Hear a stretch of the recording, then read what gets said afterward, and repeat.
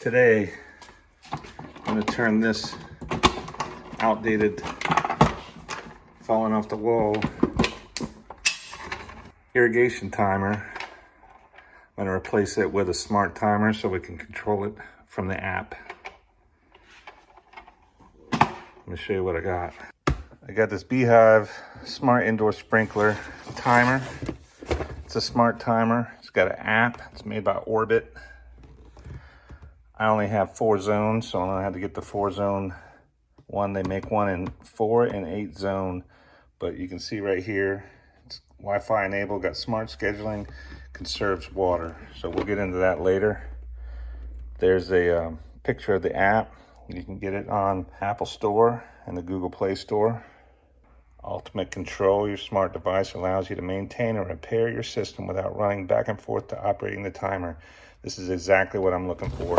So I want to be able to use my phone when I check the system, when I'm blowing it out at the end of the season, or when I'm starting it up at the beginning of the watering season. Now we've had a lot of rain so far. It's the middle of June now, and we're just now getting a heat wave. So I gotta think about turning on my irrigation. See here, that's what station is watering. It's only visible when it's on. There's the on-off button, and it includes a optional conduit cover.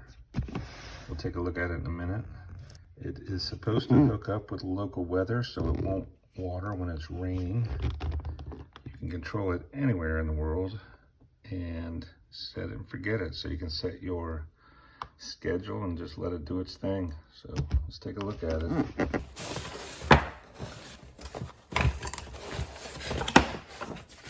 Directions: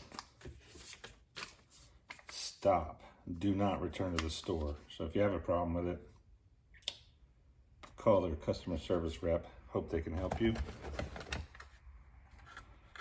This is what it looks like. There's the button.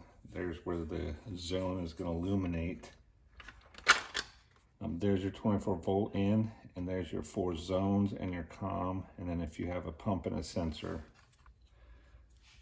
Here's your conduit cover.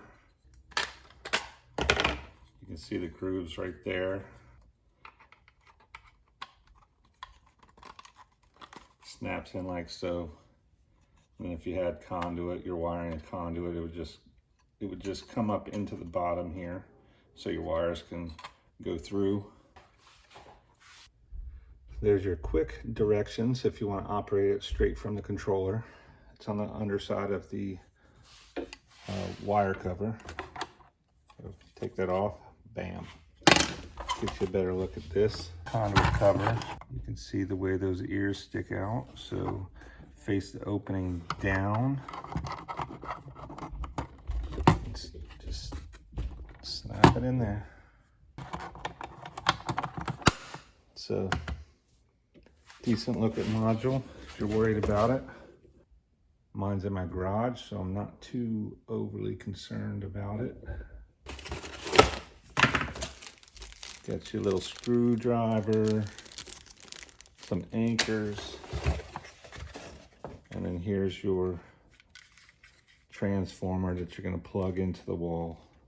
Make sure you take the prong protectors off.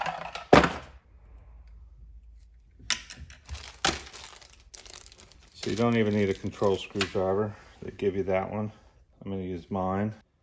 It's a Klein Tools control screwdriver. It's got a little Phillips, both sides. Larger, smaller. This one will work. This is just a little more comfortable. The top spins so you can hold it like this and turn the screwdriver.